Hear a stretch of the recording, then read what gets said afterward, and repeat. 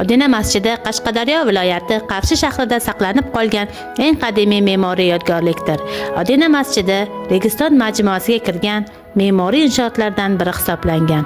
Amir Temur 1385-1386 yillarda Qarshining markazida ushbu masjidni bunyod ettirgan. Masjid ichidagi ibodat joylari keng, baland, tepasiga kichik gumbazli, har xil joyda qalin qilib terilgan g'isht ustunlari bir-biriga ravoqlar orqali ketgan. Ana shunday o'nlab ravoq gumbazli xonalardan o'tib, gumbazli namozgohga chiqilgan. Masjid g'arbiy tomonida katta mehrob bo'lgan. Mehrob ravoqning atrofiga Qur'oni Karimdan oyatul kursiy duosi oltin harflar bilan bitilgan. Mehrobning o'ng tomonida 7 zinali marmar bo'lib, unda juma va hayit namozlarida xutba o'qilgan. Odina jami masjidida asosan juma kunlari, Ramazon va Qurbon hayitlarida namozlar o'qilgan. Odina masjidining tomonlari bo'yiga 50 metrni, eniga 40 metrdan iboratligi, alohida ko'zga tashlanadigan tomoni masjid eshigining zulfini baliq shaklida qadimiy baliq qanot uslubida ishlangani ta'kidlanadi. Qulf va eshikning zulfini Chor mustamlakachilar tomonidan olib ketilgan.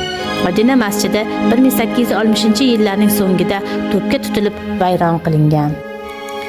Masjid gumbazi va minoralarning qoldiqlari 1914-yilgacha saqlangan. O'sha yili Amir Said Olimxon tomonidan Qarshidagi bir qancha binolar va inshootlar ta'mirlangan. Odina masjidida qayta ta'mirlash ishlari amalga oshirilgan. Sho'rolar davrida Odina masjidi turli idoralar joylashtirilib, keyinchalik omborxona sifatida ham foydalanilgan. 1938-yilga kelib, masjidning atrofida baland devor bilan o'rab olingan va u mahbuslar saqlanadigan uyga aylantirilgan. Hukumatimiz qaroriga muvofiq shahrimizdagi boshqa yodgorliklar qatori Odina masjidini o'zining asl qadimiy holiga keltirish maqsadida ta'mirlash ishlari oxiriga yetkazildi.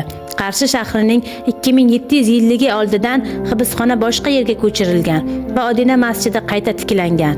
2021-yil Odina jami masjidida Qatag'on qurbonlari muzeyi tashkil etildi.